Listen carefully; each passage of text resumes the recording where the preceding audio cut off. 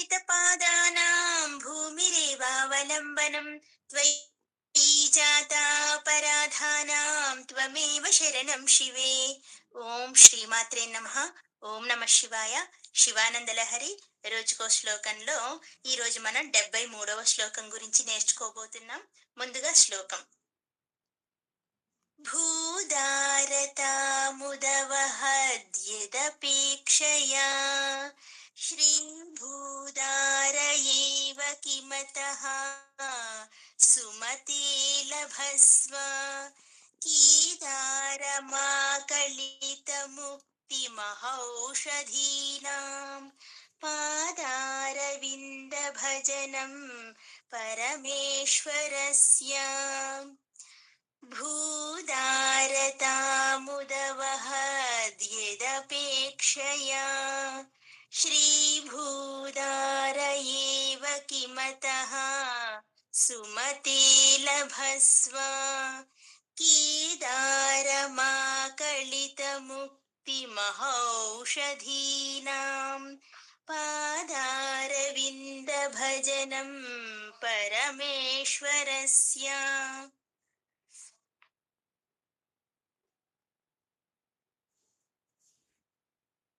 ఈ శ్లోకంలో మనకు ఆదిశంకరాచార్యుల వారు ఏం చెప్తున్నారు అంటే, ఎంత పాపాత్ముడైనా సరే భక్తి చేస్తే మంచి చక్కటి శివ సాన్నిధ్యాన్ని పొందుతాడు అని చెప్తున్నారు కదా. అలాగే ఇక్కడేం చెప్తున్నారంటే, ఆదిశంకరాచార్యుల వారు శివుడు యొక్క పాదార విందాలను దర్శించి తీరాలి అని చెప్తున్నారు. వాటిని పూజించి తీరాలి, అలా పూజ ద్వారా తరించి తీరాలి అని చెప్తున్నారు. ఆ తరించటం కూడా మహా దేవతలే చేస్తున్నారు, మనం ఏ పాటి అని ఒక్కసారి గుర్తు చేస్తున్నారు. మళ్ళీ విష్ణుమూర్తి యొక్క దేవత యొక్క అర్థంతో కూడిన శ్లోకం మరొక శ్లోకం, చాలా మంచి శ్లోకం.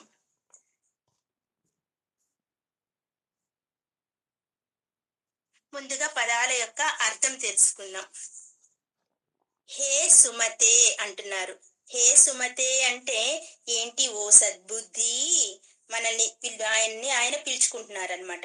ఓ సద్బుద్ధి, యదపేక్షయ దేని యొక్క ఆపేక్ష చేత, శ్రీభూదార ఏవ లక్ష్మియు భూమియు భార్యలుగా గల మహావిష్ణువే, భూదారతాం వరాహ రూపమును, ఊదవహత్ దాల్చినాడో, కిం ఇది సుప్రసిద్ధమే కదా, అంటే అందరికీ తెలిసిందే కదా. అతః కనుక, ఆకలిత అపేక్షితములైన, ముక్తి ముక్తులంటే మనం 4 రకాలని చెప్పుకున్నాము. సాలోక్య, సామీప్య, సారూప్య, సాయుధ్య, ఈ 4ని ముక్తులు అంటారు.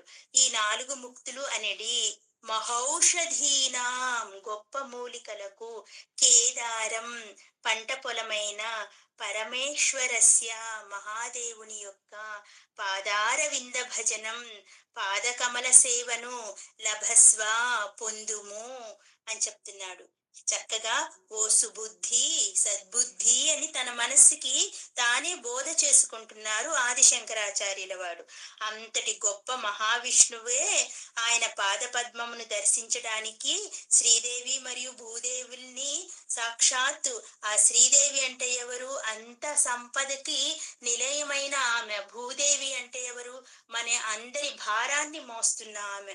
అంతటి శ్రీదేవి భూదేవిల భార్యలుగా కలిగిన ఆ విష్ణుమూర్తే వరాహ రూపం దాల్చినాడు. ఎందుకు?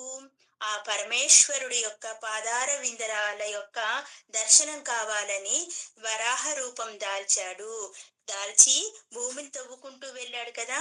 కనుక ఓ బుద్ధిమంతుడా, ముక్తి అనే ఔషధాలు పండే పొలం ఏదయ్యా అంటే, పంట పొలాలు మామూలుగా ఎక్కడుంటాయి? సాధారణంగా కేదారం అంటే పంట పొలం అని మనం గత శ్లోకాల్లో చెప్పుకునే ఉన్నాము. అలాంటి పంట పొలం వంటిదైన పరమేశ్వరుని పాద పద్మాలను సేవించు అని చక్కగా మనకు ఈ శ్లోకంలో వివరించి చెప్తున్నారు. ముందుగా ఆ పంట పొలాలు చక్కగా వృద్ధిగా ఉండాలంటే ఏం చెయ్యాలి? చక్కటి మందులు వేసి చక్కగా ఇది చెయ్యాలి. బాగా పండించుకోవాలి పంట పండాలంటే. అలాంటి మన మనస్సు అనే పంట పొలం వృద్ధిగా ఉండాలి అంటే మనమేం చెయ్యాలి? శివుడు అనే పాదార విందాలని మన కేదారంలో, మనస్సు అనే కేదారంలో నిలుపుకోవాలి. అలా మనస్సు అనే కేదారంలో నిలుపుకుంటే ఏమవుతుందంట? 4 రకాలైన ముక్తులు లభిస్తాయంట. ఒక్కసారిగా లభిస్తాయంట ఆ 4 రకాలైన ముక్తులు.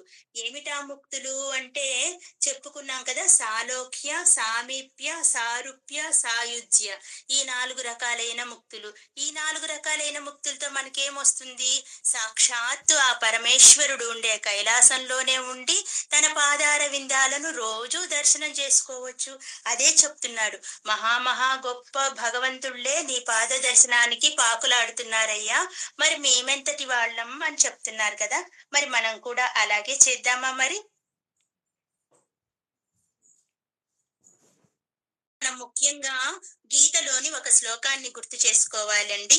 ఏంటదంటే, యద్యదాచరతి శ్రేష్ఠ తత్తదీవేతరో జనః స యత్ ప్రమాణం కురుతే లోకస్తదను వర్తతే. దీని అర్థం ఏంటంటే, శ్రేష్ఠుడైన పురుషుడు ఎలాంటి ఆచరణను కలిగి ఉంటాడో, అంటే ప్రవర్తనను కలిగి ఉంటాడో, ఎలాంటి పనులను చేస్తూ ఉంటాడో అతనిని చూసి ఇతరులు కూడా అతనిని అనుసరిస్తారంట. అతడు నిలిపిన ప్రమాణాలనే, అతడు చేసిన పనులనే లోకులందరూ కూడా పాటించాలని చూస్తూ ఉంటారంట. ఇక్కడ మనకు ఈ శ్లోకాన్ని ఎందుకు గుర్తు చేసుకోమన్నారంటే, ఆదిశంకరాచార్యుల వారు ఇక్కడ అంత గొప్ప మహావిష్ణువే వరాహ రూపం దాల్చి స్వామి వారి పాదాల కోసం వెతుక్కుంటూ వెళ్ళారు కదా. మరి మనమెంత అల్పులము. ఆయన్ని ఆదర్శంగా తీసుకొని మనం కూడా మన భూమికను తవ్వుకుంటూ వెళ్దాము అన్నదానికి ఉపమానంగా చెప్పారు మనకు చక్కగా. లహరిలో మనం 73వ శ్లోకం యొక్క అంతరార్థం గురించి తెలుసుకుంటూ ఉన్నాము. మనం గతంలో కూడా ఒక శ్లోకం చెప్పుకున్నాము. ఆదిశంకరాచార్యులు వారు ఒక భక్తుడు గురించి ఆ శ్లోకంలోనే వివరణ ఇచ్చారు. అంటే అది ఎవరు అంటే భక్త కన్నప్ప, మరెవరో కాదు.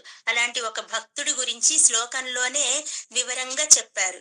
ఇక్కడేం చేస్తున్నారు? ఇంకొక విచిత్రం. శ్లోకంలోనే భగవంతుడి యొక్క స్వరూపాన్ని గురించి వివరణ ఇచ్చారు. ఎవరో కాదు, ఆ విష్ణుమూర్తి యొక్క వివరణ ఇచ్చారు. మనకి శైవులకి వైష్ణవులకి ఎటువంటి భేదం లేదు, అభేదం అంటూ నిరూపిస్తూ చక్కగా విష్ణుమూర్తి గురించి ఈ రోజు స్మరించుకునే, ఆయన యొక్క వరాహ అవతారాన్ని గురించి తెలుసుకునే అవకాశం మనకు వచ్చింది. గతంలో కూడా ఒకసారి చెప్పుకోనున్నాము, కానీ మనకు శ్లోకంలో సందర్భం ప్రకారం మళ్ళీ ఒకసారి గుర్తు చేసుకుందాము ఆ వివరం ఏంటో. ఆదిశంకరాచార్యులు వారు ఏమంటున్నారు? సద్బుద్ధి గలవాడా, ఓ సద్బుద్ధి, ఒక మాట చెబుతాను విను అను తన మనసుకి తానే బోధ చేస్తున్నారు.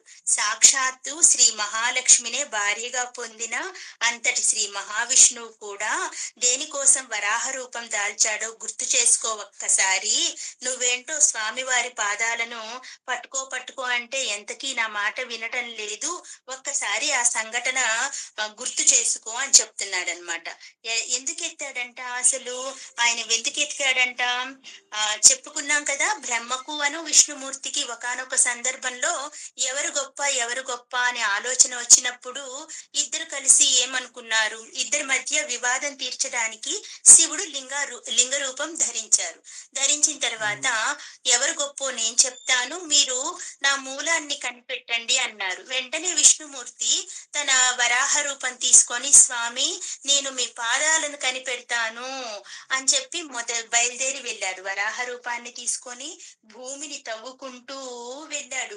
నిన్న ఆల్రెడీ మనకు చెప్పారు కదా, శంకర భగవానుల వారు ఒక నిధిని పొందాలి అంటే మనం తవ్వి బయటికి తీయాలి అని చెప్పారు కదా. అలాగే శ్రీ మహావిష్ణువు అంతటి వాడే ఆయన మూలాన్ని కనుగొనటానికి వరాహ రూపం ఎత్తి భూమిని తవ్వుకుంటూ వెళ్ళారంట.